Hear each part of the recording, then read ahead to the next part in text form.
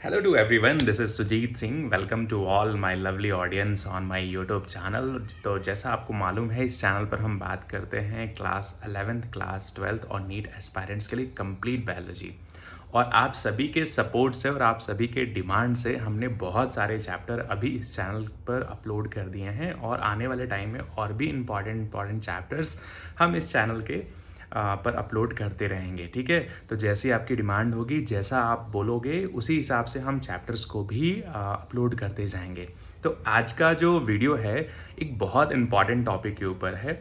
बहुत सारे बच्चे बोल रहे हैं कि सर 2023 नीट एग्ज़ाम के लिए प्रिपरेशन करना चाहिए या नहीं करना चाहिए।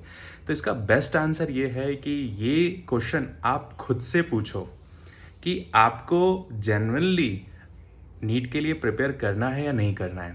तो मैं इन चीज़ों को कुछ पॉइंट्स में डिवाइड कर देता हूँ।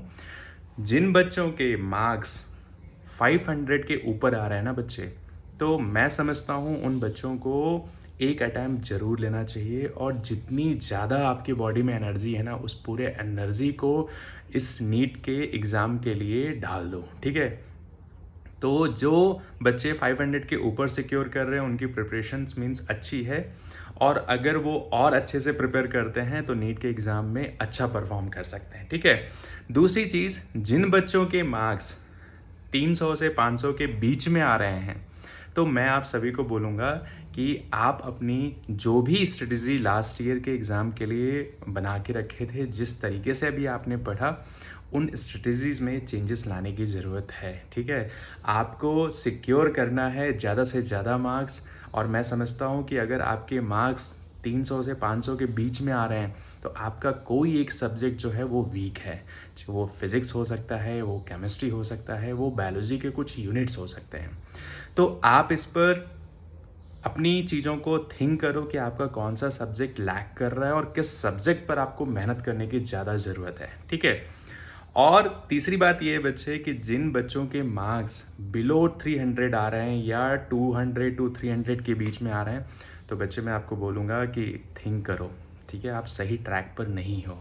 ये बात आपको थोड़ी सी बुरी लग सकती है, बट मैं फिर भी बोलूँगा कि आप सही ट्रैक पे नहीं हो। सिर्फ नाम के लिए अगर तैयारी करनी है कि नीट के एग्ज़ाम के लिए आप प्रिपेयर कर रहे हो, तो उसको आप बंद कर दो। ठीक है, उसको तैयारी मत करो। 200 से 300 के बीच में अगर आपके मार्क्स आ रहे हैं तो आप अपनी चीज़ों को सही ट्रैक पर ले आओ। और मैं बोलूँगा अगर तैयारी करनी है गवर्नमेंट कॉलेज से, आप अपने MBBS की पढ़ाई करनी है ना, तो मैं बोलूँगा कि जितना अच्छे से प्रिपेयर कर सकते हो 2023 के लिए, उतने अच्छे से प्रिपेयर करो। तो ये तो मार्क्स के बेसिस पे हमने कुछ पॉइंट्स से डिस्कस किया, और ये मान के चलो कि अभी अगस्त चल रहा है और अगस्त को ऑलमोस्ट आधा अगस्त निकल चुका है। ठीक है, और आपके पेपर जो होंगे वो पॉसिबिलिटी हम मान के चलते हैं कि मई मंथ में तो हो ही जाने हैं। ठीक है, तो मई का एक पॉसिबिलिटी बना के चलो, और अभी आपके पास कुछ नहीं तो 7 से 7.5 महीने हैं। तो इस अगर आप मान के चलते हो कि मई में आपके पेपर हों और फरवरी मार्च तक आपका पूरा कोर्स कंप्लीट हो जाए, और एटलीस्ट 1 से 2 महीने आप रखो अपने रिवीजन के लिए, तो फिर भी आपके पास लगभग 7 से 7.5 महीने हैं। 7 and 7.5 months हैं। इसमें आप अपने कोर्स को कंप्लीट करो, पूरी तरीके से अपने कोर्स को कंप्लीट करो।